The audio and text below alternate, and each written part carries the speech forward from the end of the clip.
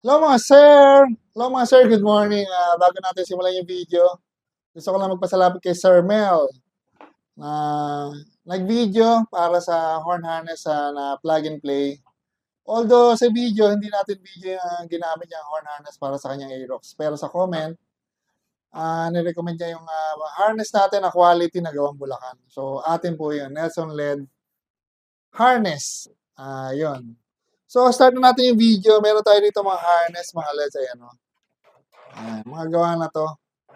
So, iba-ibang size, iba-ibang motor to at sasakyan. So, pag nag-order kayo sa Shopee store namin, ino-note nyo lang kung ano yung paglalagyan yung motor or sasakyan. Horn harness ng motor is ano lang, 300 at horn harness ng sasakyan is 600 lang. Yan, pakita natin. Dito muna tayo sa pang-motor. Ito pala. So, pang motor, kagaya nito, pang Raider to. Shoutout kay Sir, yun. Na nag-order sa Shopee store natin. Pag nag-order kayo nito, kasama na yung relay socket, naka-fuse with fuse box, naka-terminal, naka-mail connector para saksak niya lang sa stock wiring ng motor niya. Tinanggalan nyo ng stock horn, dito nyo kakabit. Tapos ito na yung bagong horn. Kung PIA man yan, Dison or Europa, dito nyo ikakabit. Tapos kung makita nyo yung wiring natin, ayan o, naka-relay. Wala siyang electrical tape. Lahat yan naka-sinkable tube. So, maganda yung quality niya. Tapos yung ginamit natin na wire dito is pure copper wire. Kaya hindi siya napupulbos. Kaya matibay, saka maganda yung quality. So, yung ganito mga LEDs, 300 lang to. Pag kinabit nyo sa motor nyo, ang kailangan nyo lang busina. Pag nabaklas nyo yung kaha, yung pairings, papagapangin nyo to, kakabit nyo sa positive terminal ng battery, sa body ground. Sa body ground naman, any part ng motor mo na metal, pwede mo siyang ikabit sa tipo, sa stay-in bracket. Yun, pwede doon. So, para makasure kayo, gamit kayo ng tester light. Yan, 300 lang para sa motor. Pwede sa Aerox, NMAX, sa Click, Raider, o mga big bikes. Ino-note nyo lang o chat seller kung ano po yung motor nyo. Yan. Tapos, meron tayo rito mga pang sasakyan. Mas maganda pa rin yung order kayo ng harness na customize para sa motor nyo at sasakyan nyo kasi iba-iba po yung harness. Kagaya po nito mga LEDs.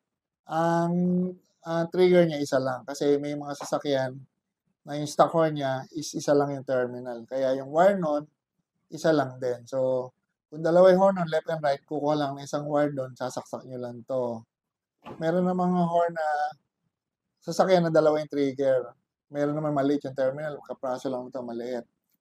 So, gano'n, kino-customize natin para plug and play na talaga. Hindi na kayo problema. Yung haba naman nito, sukat na rin para sa sasakyan nyo kasi yung mga sasakyan na may mga nagawa kami yan bago namin na ibenta yung ganong harness kasi nga kinopya na namin yung sukat niyan at sinave na namin yung haba ng mga wire, yung main, papunta sa horn A and B, sa trigger, sa terminal, sa ground.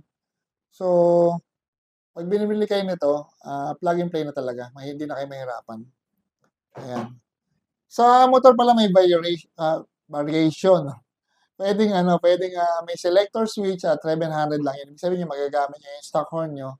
Meron tayong 3-way switch or hollow switch. Sa sakyan naman, nagko-customize tayo kasi sa sakyan, lalo na yung mga SUV, pickup, ginagawa nila dalawang Bosch Europa. So, kung nakadalawang Bosch Europa, nagko-customize tayo ng harness para sa dalawang Bosch Europa. 900 lang yan. Magiging dalawang relay, dalawang fuse. Pero magkasama sila sa isang harness, kaya maganda pa rin. Hindi siya, ang maganda rin sa mga harness natin, ma-avoid nyo talaga yung mag-cut, mag-splice ng stock wiring nyo. For example, yari na kayo sa wiring. Siyempre, kakabit nyo na yung horn. Ang problema nyo naman, paano kakabit yung horn? Wala kang bracket, especially pag Europa. So, meron tayong mga bracket dito, mga LEDs. Ito, pang motor to, pang NMAX, 400 lang to, left and right na. Mga stainless to, mga LEDs, stainless na naka-powder coat. Tapos ito, pang Yaris. Ito design na to pang isang set lang. Pero may nilalagay ka man nito maging dalawang set ng Europa. Ang range naman ng mga bracket natin pasakyan, 1.5 to 2K. Ito yung kasama sa ano pa sa Vios pala, Vios, sorry. Vios sa Vios.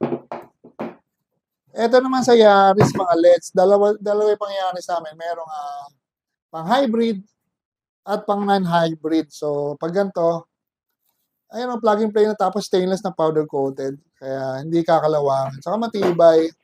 Unlike ng mga flat bar na nabibili na universal, yung maraming butas, hindi siya matibay, manipis. Sa akin nakalawang. At pumapagpag.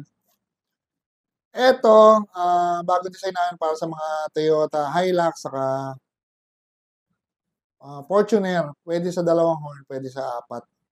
1.5 lang yan. Stainless na powder coated. Ito naman para sa ano to. Ano nga ba to? Yun. Sa Nissan, 2K lang to. Nissan Navara, Nissan Terra. At ito naman sa Suzuki Jimny. So, ayan, cut na natin yung video. Masyadong mahaba mga LEDs. Available yung mga bracket natin, harness. Yung bracket, price range pa sa sakyan, 1.5 to 2,000. Nag-i-install din kami. Mag-add na lang kayo ng labor, 500, busina. May busina kami, may original kami busina, genuine Bosch Europa. Yan, thank you.